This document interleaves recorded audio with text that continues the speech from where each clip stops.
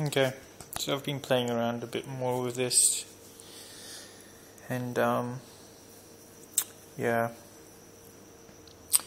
I was also asked to provide a schematic, so I thought I'd do that as well. You can see the batteries. I left it on overnight and then during the day. Basically just that with this circuit running, and this was actually just running a 90 volt neon, and it would periodically just flash. I didn't time or anything like that, but it would flash. So I guess every time it reached the point where this could discharge, it would and then continue recharging those capacitors there. So what I've done today is I've added these two banks of LEDs. This bank here is just running off the one wire off the ground, the virtual ground there, and then these ones here are running off of that cap, that voltage quadrupler or whatever you call it. And yeah, they're not very bright, not as bright as those. Those are actually quite bright. You can do a lot with that light. This light here you can't really. And these ones aren't very bright, but the capacitors are still charging, so yeah, I doubt they're taking quite a long time. And you can see I'll turn it off and the LEDs turn off, so the capacitors are taking quite a long time to charge.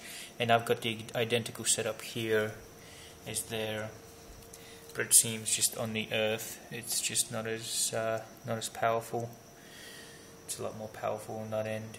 And you can also see that with the neon again, you can get the glow discharge everywhere around there, even though the capacitors are charged and so the LED is running. But with this one, you're getting nothing. Even before, when we were getting 90 volts, nothing anymore. So it's really sucking it down, and it won't really run much. But I mean, it's still something. I mean, that's 22 LEDs like I've got on that side. It's still lighting them, sort of. So there's the voltage there. There's just not a lot of amperage. Yeah, the battery's dying, like I said. It's been on for a whole day, so that's to be expected. Now I am running it right now off of the resistor, just 1 ohm. It's pulling 5 milliamps or so. It was pulling close to about 15 to 20 milliamps when I first plugged these in. So obviously while it was trying to charge all that, it was pulling more. Now it's pulling a lot less, though it is still slowly charging all that. So here's the circuit diagram, just a hand-drawn one. It's not a proper schematic. The two transistors there. You can see how the base, the emitter, the to base, the emitter to positive, both collectors through the ammeter to the positive of the battery, and I've illustrated the capacitor there as well. The flyback high voltage line goes into the AV, across the capacitor, 22 LEDs there. It's lying on the antenna. You've got the voltage quadrupler there, and that's going to the 17 LEDs. That's those ones there. And then the line where you usually put the ground, that's just hovering around freely. It's not connected to anything. And then off the ground, virtual ground, I've got the other 22 here as well, coming off an AV plug. And then obviously the resistor, which is optional. You can have it on or off. Once these capacitors here charge up, And these LEDs, you can see it no longer self-resonates, it turns off. So as soon as these, I assume, discharge, it could then kick back into self-resonance. But for now I just have it on capacitor. And yeah, this battery is really doing some weird things. I guess, yeah, I guess right, because I turned it off, so it bounced back. I wonder how much it's going to bounce back if we just turn it off. So yeah, it's not bouncing back too much, so that's fine. Just plug it back in. And yeah, again, those are getting charged faster and faster. I think those capacitors are getting used to this sort of charge now. And like I was reading in the PJK book. It's a very good book for a lot of these type circuits. There was one circuit, and the illustrator of the circuit was saying how when you charge and discharge the capacitors, they form a semiconductor type layer on the inside of the capacitors, and they take the charge a lot easier and a lot faster when you do it this way. But you have to charge and discharge them quite a few times, and then after, if you leave them, they will stop working properly, and the capacitors will then take a lot of effort to charge up. So I don't know, something happening on the molecular level there of the capacitors. But yeah, nothing too exciting, just thought I'd show that and answer the question for the schematic. I'll just go over it quickly and have a close looker. Pretty cool. And I think this is Laser Saber's circuit.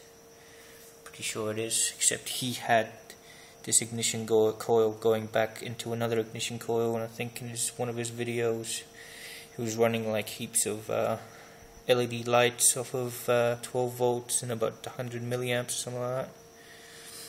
So yeah, I just thought I'd play around doing this.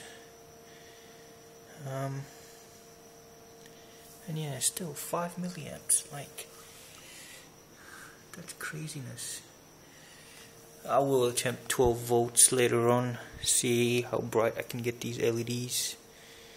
Really doesn't like charging those caps off this end, does it? Like if I disconnect the caps, the LEDs are brighter.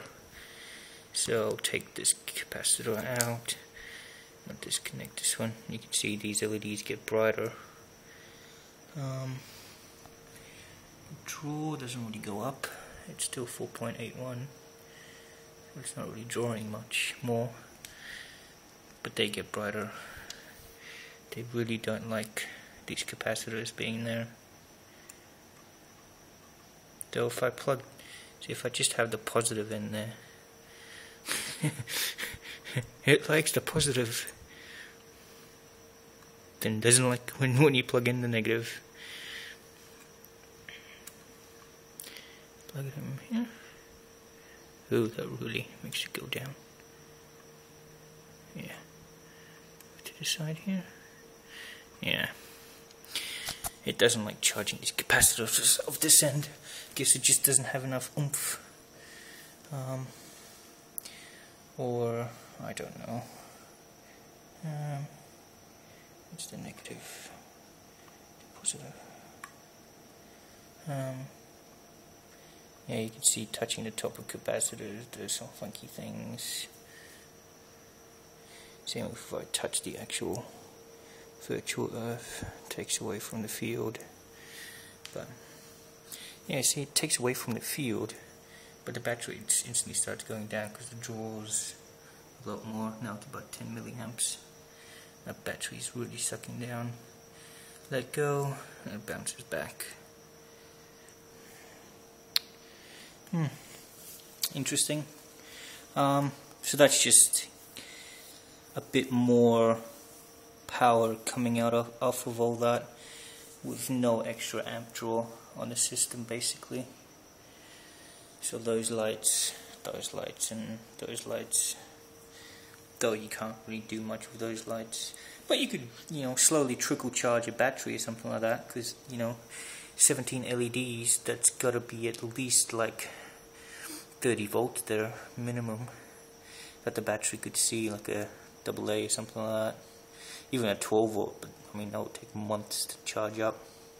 Same with this end, and that end can provide a bit of charge. So yeah.